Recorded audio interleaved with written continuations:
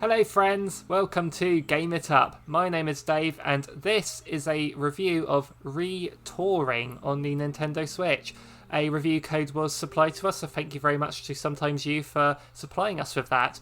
So I did play through this game, recording the footage, and due to the nature of the game, it was going to be a really tricky one to sort of do an edited review of because it's very puzzle based. So I thought the best way to do this would be to just showcase it and just explain it as I'm playing it. So you got your settings here, which I will point out, the controls in general are your basic sort of dual analog stick, but at first the head turning was really slow and it was really hard to do, so I put the sensitivity up to 40% and that felt right for me. So just be aware you might want to adjust the sensitivity when you play the game. So let's just jump into it and see what it is. Okay, so the story is set that you're on this journey and you go into this building here, and it just basically plays you just walking around, and it's one of those first-person puzzle games where it kind of made me think of Portal without portals, which the title of that would just be. You go through here and it's just you start off with these basic switch puzzles, just open doors with the switches, but I'm now going to cut to where things get a bit more interesting than that, because you can pick up boxes to place on switches as well to keep doors open and all that, which, you know, it's a very standard thing. But as you can see, as the game starts, there's really not much to this because it's just introducing you to the controls. Okay, so let's look at this room here then. So you've got these switches. When you press these, they change colour. It tells you what colours they're going to scroll through. And you've got a door there telling you what colours they need to be. That is very, very simple. You can also, if you hold, you just basically just press the A button to hit the switches, but if you hold the A button on there, it puts it at the top of the screen so you don't forget what colours you're going for while you're looking at these switches, which is really useful. And there's these other ones here that control that door, so you can do that, and then you've got both of them up there, so you will need to do it. So I'll need to open that door first, and then from that side you do that code there to open up the other door. So that's basically how it works, but there is a certain type of puzzle that this game, the majority of this game, is based on. I will now cut to that. Okay, so here's how it goes. Here you've got a play button to start the machine. I start it, things happen, it just stops there, because you have to then program into these switches here.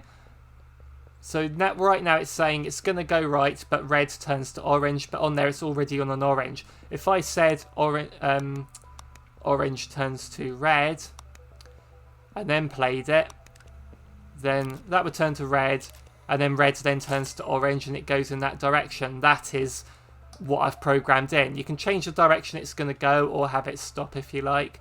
You have to push that to reset it first. So you can change which direction it's going to go. And up here it tells you I need to have it as it is normally, or have it so there's blue in the middle. So you've then got to work out how to program this. So maybe I want to have orange turn to blue maybe, and then that will then make that other door open like that.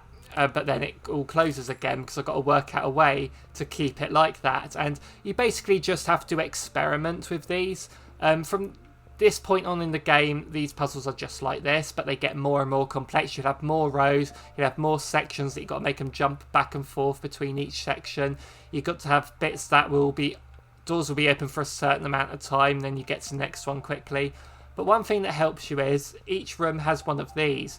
If you go to the stool here, hold the button down, you can get yourself a hint, which will then give you like a little hint on what you're meant to do if you're not sure. Keep getting enough hints and you can basically hold the thing there. That will just give you the solution.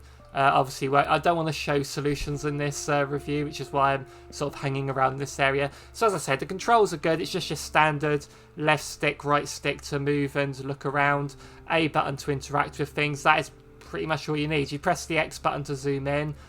Being able to put the desired colours permanently at the top is really helpful when you're looking down at something like that.